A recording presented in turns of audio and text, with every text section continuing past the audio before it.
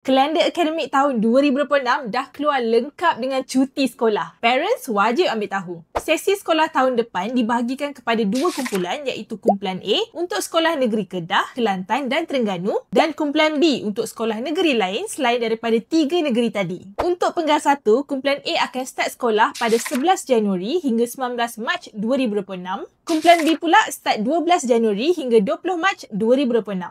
Cuti penggal 1 akan start 20 hingga 28 Mac 2026 untuk kumpulan A. Kumpulan B start 21 hingga 29 Mac 2026. Next, kumpulan A akan masuk sekolah balik pada 29 Mac hingga 21 Mei 2026. Manakala untuk kumpulan B, anak anda akan masuk sekolah semula pada 30 Mac hingga 22 Mei 2026. Cuti pertengahan tahun bagi kumpulan A start pada 22 Mei hingga 6 Jun 2026.